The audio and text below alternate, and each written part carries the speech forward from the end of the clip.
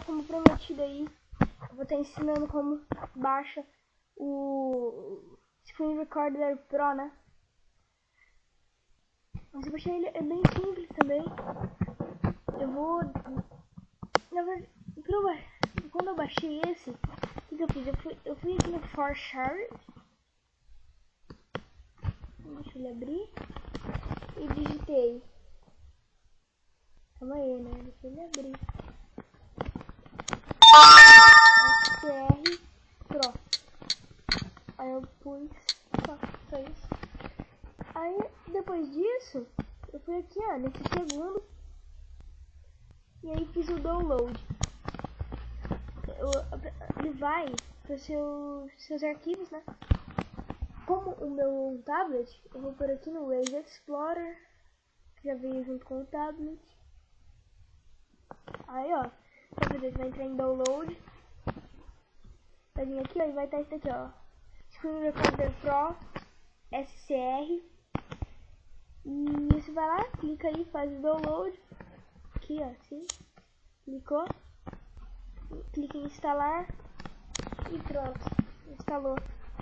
Não instala outro, porque senão vai vir esse negócio aqui, ó, esse esquilinho e essas coisas. Ou esse negócio aqui, ó, laranjinha, só que vai vir vermelho. E aquele lá ele grava sem lag e tal, mas você não consegue postar. Então, né, não dá. Tipo, você grava ele grava em alta qualidade, muito bom, sem lag nenhum. Mas você não consegue postar depois. Bom, então, galera, o vídeo foi mais isso mesmo. Como eu falei, vem aqui, vou repetir, né? Vem aqui no ForShare e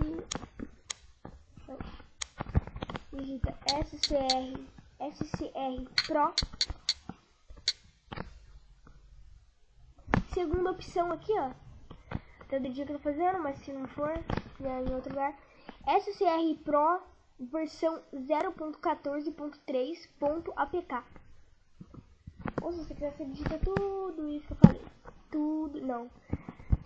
Bom, aí, se você instalar aí, já pode gravar os vídeos. Quem quiser gravar vídeo junto comigo aí, é só falar. Manda uma mensagem aí no Skype, que eu vou estar deixando aí na descrição. Não tá, galera. Muito obrigado e falou.